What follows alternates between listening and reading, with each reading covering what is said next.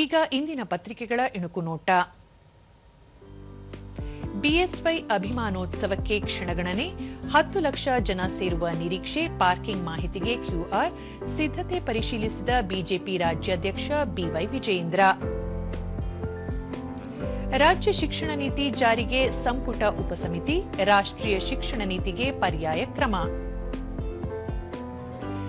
ಅಂಗವಿಕಲರಿಗಾಗಿಯೇ ಉದ್ಯೋಗ ಮೇಳ ಆಗಸ್ಟ್ನಲ್ಲಿ ಆಯೋಜನೆ, ಆದಿತ್ಯವಾರ ಅಪ್ಲಿಕೇಶನ್ ಬಿಡುಗಡೆ ಮಾಡಿದ ಸಚಿವ ಡಾ ಶರಣಪ್ರಕಾಶ್ ಪಾಟೀಲ್. ಮಮತಾ ಸರ್ಕಾರವೇ ವಜಾ, ರಾಜೀನಾಮೆ ನೀಡದ್ದಕ್ಕೆ ಸರ್ಕಾರ ವಿಸರ್ಜಿಸಿದ ಗವರ್ನರ್. ಮುಂದಿನ 5 ದಿನ ಮಳೆ ಸಾಧ್ಯತೆ, ಹವಾಮಾನ ಇಲಾಖೆ ಮಾಹಿತಿ, ಕೆಲ ಜಿಲ್ಲೆಗಳಲ್ಲಿ ಯೆಲ್ಲೋ ಅಲರ್ಟ್.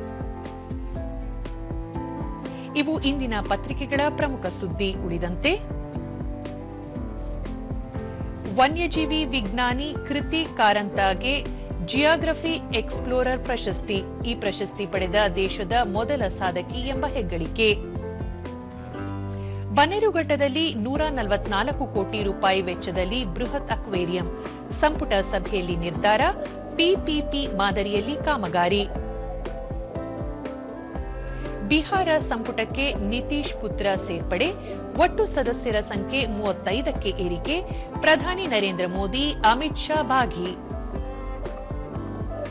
ಕಾರ್ಮಿಕರ ಆರೋಗ್ಯ ತಪಾಸಣೆಗೆ ಚಾಲನೆ, 40 ವರ್ಷ ದಾಟಿದ ಕಾರ್ಮಿಕರಿಗೆ ವಾರ್ಷಿಕ ತಪಾಸಣೆ ಕಡ್ಡಾಯ, ಹೊಸ ಕಾರ್ಮಿಕ ಸಂಹಿತೆ ಅನುಷ್ಠಾನ.